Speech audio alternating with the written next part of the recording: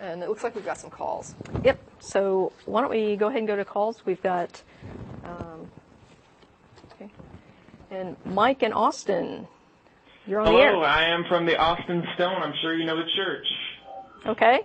And I welcome you to join it. We've got a great church, and we're pretty much by the book. And I've helped many lost souls find their way, so to speak. Yeah. We're not lost. Don't have a soul. Wait, is this just a call to advertise your church? Well, I just wanted to start off by welcoming you to join, if you want. Well, thank you. It sounds like you obviously don't belong to one now, do you? No, you're right. You're right. We don't. But thank you for the invite. But you did one time, didn't you? I did. Yes, I did as well.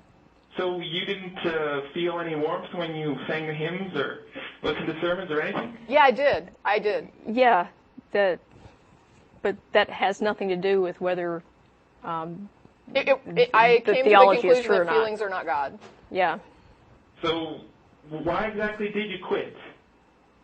Well, I quit because I did a lot of research into how the Bible came to exist and also into church history, how the church came to exist. And when I realized that, in my view, I couldn't find anything to substantiate that there was a hand of God involved, I began to question the authority of the church and of the Bible.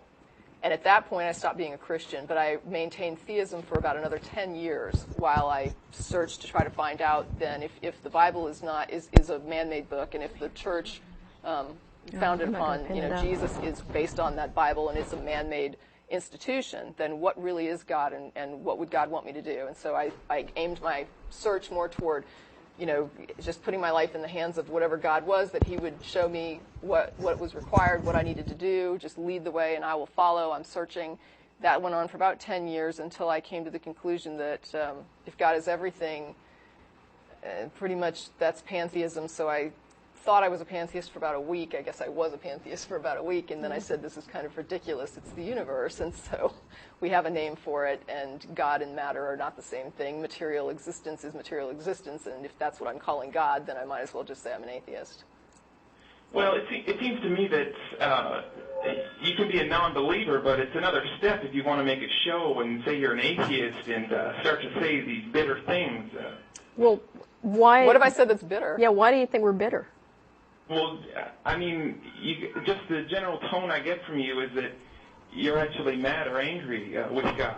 Gosh, we just oh, had my that goodness. Is this a joke? Are you a Poe? Is this a Poe, or are you for real? Are you calling just to pull our legs, or is this a serious call? This is a serious call. Okay, so now wait a second. Do you understand that an atheist does not believe a God exists? Do you understand that? Do you understand that an atheist does not believe a God exists? Yes, well, of course. Okay, then do you understand? Okay, I'm not accusing you of being stupid. I just want to make sure we're clear on our definitions. If you understand I don't believe a God exists, how does the statement "I'm angry at God" make any sense at all? Well, angry about religion, then, about this so-called institution you call it. It is an institution. I mean, even if you believe God produced it, it's still an institution, right? I mean, it's institutionalized. Well, you said yourself that you felt some warmth when you went to church, that it just wasn't for you. But why do you have to make a show and say these things then? Well, did you not hear the example of the homeopathic remedy? Did you hear what I just talked about? If not, I'm happy to repeat it. I mean, really, if you were on the phone and you were on hold and you weren't really hearing it, that's fine. I'm happy to give you the example again. But the point is, I said that there would even be people that don't believe in homeopathy that would write to you and say, well, some people are helped just because they feel better because of a placebo effect, so why are you bitching about homeopathy? But the fact is there's a lot of people harmed by homeopathy. Well, and who does the church harm? Who does the church harm? Are you kidding? We have, first of all, Christians in Nigeria who are killing their own children because God said to not suffer witches to live, and they believe their children are witches. We have Christians in Uganda who are passing laws they wanted to execute homosexuals as a crime, but now they've made it life in prison. We have Christians in Africa that are missioning and telling people in AIDS-ridden nations not to wear condoms. We have Christians here in Austin, Texas, who don't think that a woman should have a right to choose, that are down on women's rights. We have Christians across the U.S. who are trying to trample the rights of gays, who are trying to keep them from... I personally find it a bit insulting for you to say that my church is bad people. They're good people at my church. We didn't say... When did I say that your church is bad people? You asked me to give you examples of the harm that religion causes, and I just listed some. You don't think there are atheists who do bad things? I could tell you about them. How would that make you feel? Wait a minute. Well, you didn't ask me to provide examples of that. You asked me specifically for examples of the harm that religion causes. You asked for that, and I provided it. How is that offensive to you? Well, I didn't do anything wrong to anyone. In fact, I think I'm a pretty No, good no one said you did. You didn't ask me to give you examples of wrong you've done. You asked me to give examples of harm that the church has caused, that religion has caused, and I provided those examples. How is that a problem? Well, why should that offend you? Why did you even ask for examples if getting those examples was going to upset you? All right, then. Well, I just... Why don't you just have someone like Dr. Craig on your show? Why do you always beat up on random people who call in? Why don't you have some actual theologians on your show? Stop. We're not beating up anybody. I'm answering your question. And listen, there are however many religious shows on public access television and network television. And there's this one atheist show here in Austin, Texas. Why should we give airtime to a professional apologist? Because they're actually educated on the subject. So you might actually have a challenge. I think you guys are too scared to have the serious guys on. None of us are professional atheists, whatever that would entail. Okay? We're inviting people to call and tell us what they believe, why they believe it, and why we should believe it too. Right, but the other point, I want to just reiterate what Jen said earlier, because I want to make sure you heard this. There are hours and hours and hours of TV and radio and in doctrinal institutions around the globe going nonstop promoting religious indoctrination and religious belief. And I really think it's ridiculous to get upset at a 1-hour atheist amateur program that's put out weekly by an educational foundation here in Austin that's really just about putting out information on atheism. You think that 1 hour dedicated by a bunch of amateur atheists, producers and cast and crew is really that intimidating to you? It's not intimidating. It certainly bothers people. It certainly bothers you. Church. It bothers you? Yeah, but I mean, look at all the airtime you've got. I mean, for one billboard we put up in Austin, how many religious billboards do I pass every day? No wonder we have more shows. We're about 99% of the country, really. No, you're not. There's, I think, what is it, like 80% religious, and not all of that is Christian, but it wouldn't matter. Yeah, I don't care. Matter. The point is, you have all the airtime, all the radio time, and we have a 1 hour you know what it reminds me of? There's a parable, actually, in your Bible that reminds me of this. It's the one where they give the example of the guy who has like 100 sheep, and his neighbor has like one little pet sheep, and the guy with the 100 sheep goes and steals his neighbor's sheep and slaughters it. And it's like, wow, you couldn't really deal with like the guy having one sheep. That was like freaked you out that your neighbor had one sheep, even though you had 100. And it's like that's kind of what you're doing. You've got like all the airtime, all the TV time, all the money, all the resources, you've got people handing you 10% of the tithe. I mean, you've just got them coming in throwing their money at you. And yet this 1 hour show we have no budget. And it's like nothing. And we should have Christians on to promote Christianity. Really. Does that seem reasonable to you, honestly? If you want my honest opinion, I think you guys are scared to talk to serious people about this. You'd are you serious? Just beat up on some clueless guys and then that call us like the callers, right? Or the clueless ones. No, we invite people to call and defend their beliefs. Anybody can call us. And anybody can call us. We're on the show every Sunday. We let you call? I mean, feel free to, and we're letting you talk about whatever you want. Yeah, any of these professional apologists are welcome to call at any time. Well, consider an invitation. I just want to say that I think a lot of the things you guys say are wrong. Well, so I would expect that from a theist. And I would just, for example. Pardon me? For example. Well, that there's no God, I guess, would be the start. If you're an atheist, then right off the bat, we've got a bit of a problem. But that's an easy problem to resolve because all it takes is a demonstration of a justification for your belief. You used really big words when you talk. I'm sorry. It sounds a little... Okay. I just want you to demonstrate to me that your belief in the existence of a God is justified. Well, why do I believe in God? Well, there's evidence for God everywhere you look. Like just on the news lately, we had a national tragedy. Someone got shot through the brain, That's and they horrible. survived that. And wait a minute, what? They got shot and they... Representative Gifford Right, got shot through the brain. Right. The doctor said it was a miracle she even lived. She got shot So through the you don't- brain, you and don't she think- is still alive, and she looks like she will actually get back to normal. What about the 9-year-old who died? Yeah. Well, you just look on the news, and the president said she's up in heaven, and you want to tell us you want to jumping in rain puddles, he said, and you want to tell people that it's just lights out when you die. So the president decides who's in heaven? Yeah. He said she's jumping in rain puddles up there. Did he see her? I mean, how does he know this? Well, you want to tell us that it's just game over when you die? No, I'm just asking how you know We're asking this. how you know What is the this? justification for claiming she's in heaven? And even if she is in heaven, is that a justification for someone shooting a little girl? Is that part of the miracle? Was that a 9-year-old got killed? It's a miracle that Representative Gifford survived. Right. Imagine you got shot in the head. So Do you think you'd have a good chance to live? Right, the plan was about killing several people so that God could show his beneficence in making somebody go through rehab after getting brain damaged from a bullet through the brain. That's your miracle. You don't think that's a miracle? If I someone think it's an survived a extreme gunshot to the head? tragedy, and that it's fortunate that not everybody was killed. But I don't think it's a miracle that somebody survived and is now having to go through rehab, and she can barely, I don't even know if she can speak yet. Yeah, I mean, this is somebody's But brain it's a damage. miracle she's even alive. She's brain damaged, you- and people are dead. And that's exactly what I would expect to happen at an event where somebody shoots into a crowd. I don't consider several people shot dead and one person brain damaged to be proof of God's miraculous powers. Let me ask you something. How do you define a miracle?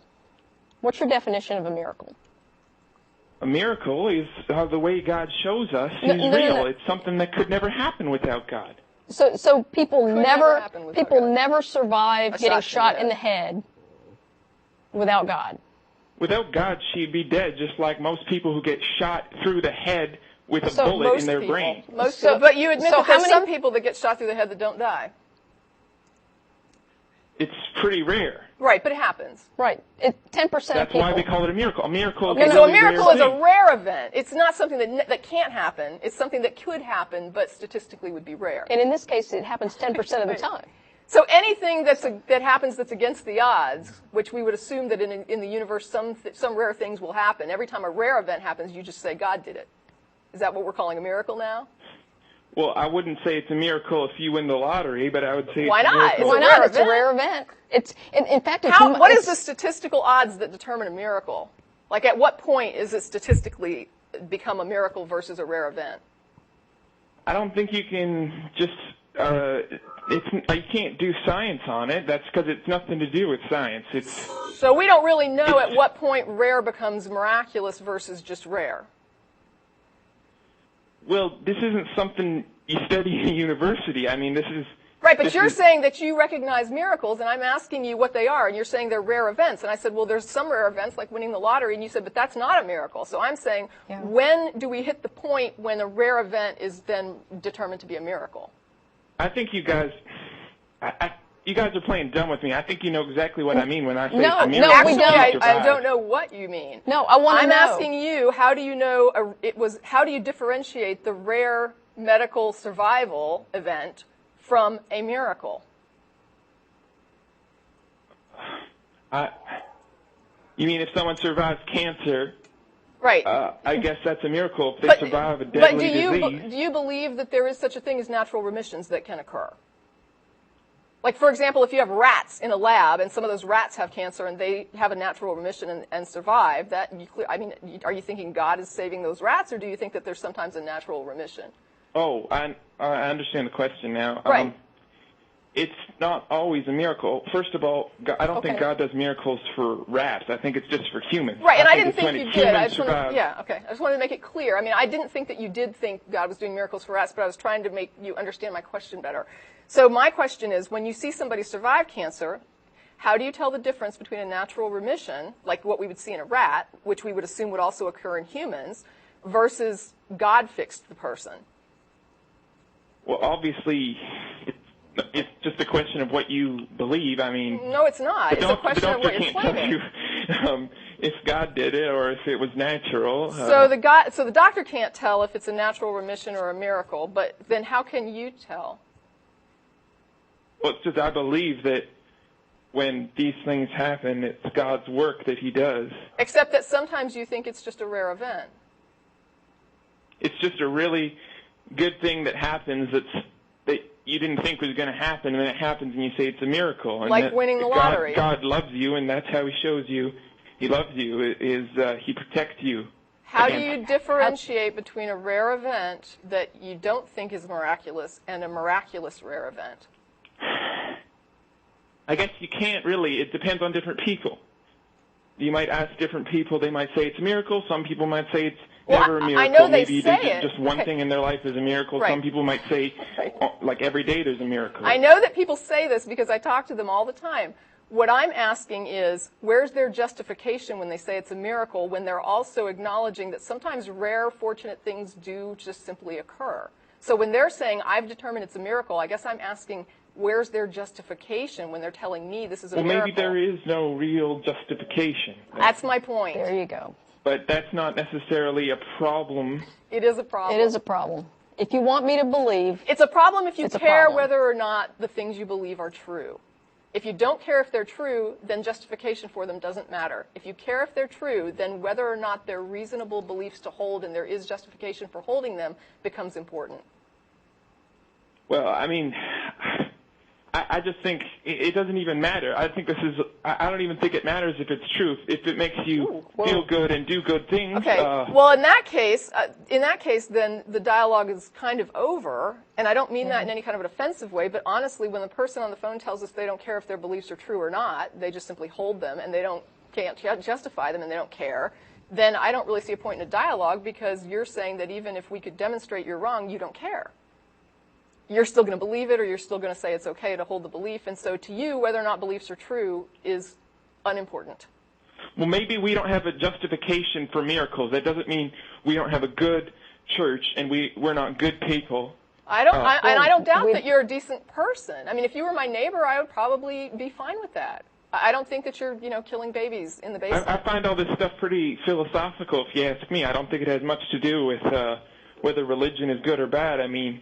Well, no, I mean, whether religion is good or bad has to do strictly with what it does.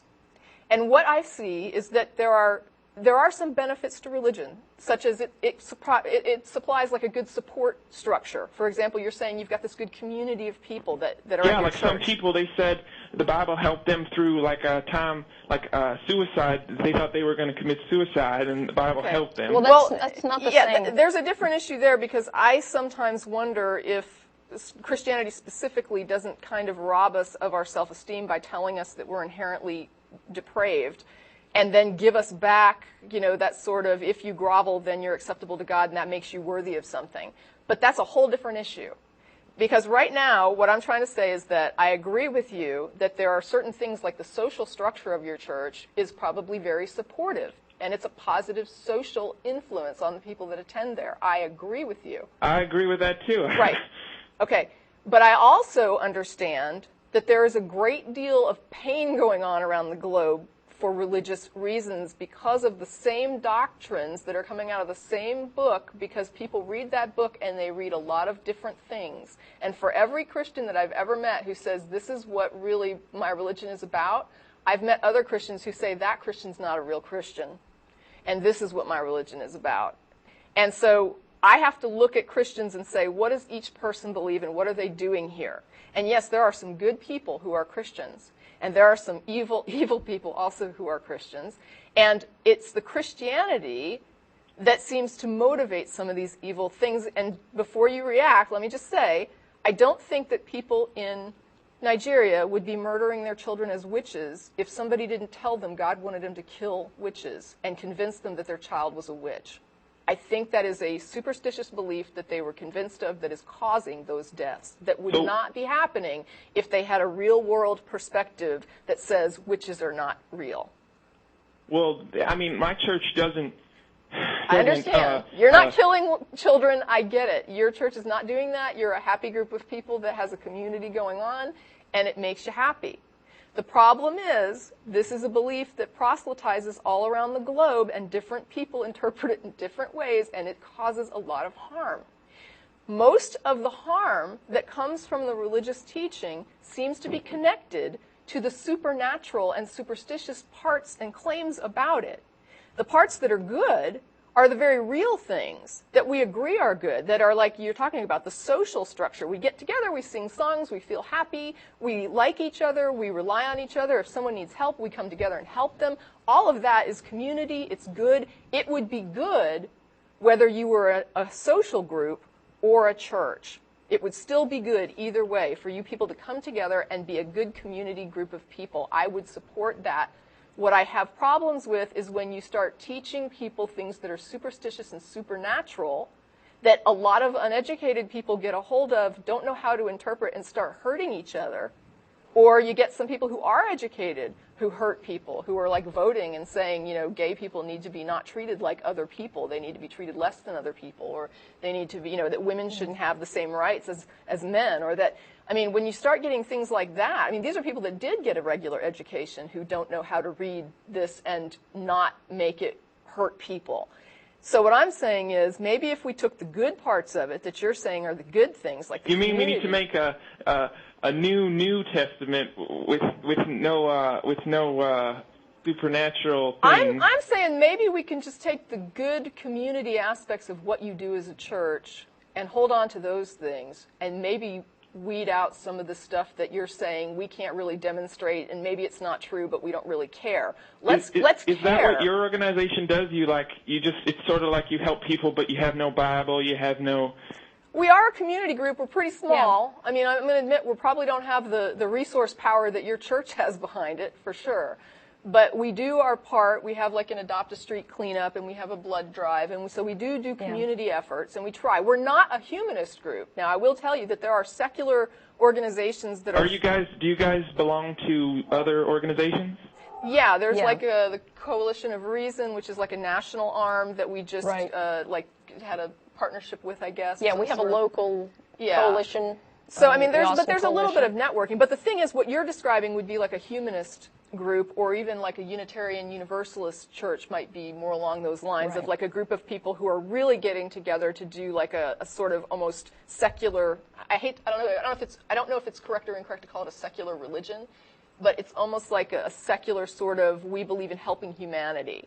Yeah. And so there's a group called humanists that would be secular, generally. You don't have to be secular to be a humanist, don't get me wrong, but their goal is just sort of like, let's promote the welfare of the human good.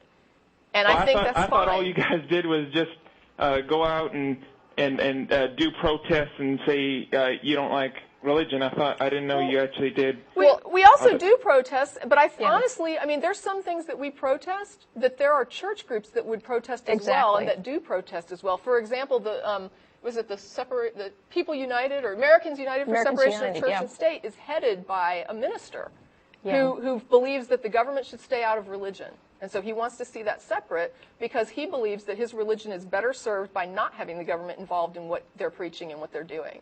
And so that is an area where we are aligned with certain churches who believe that it's best that the government stays out of religious belief.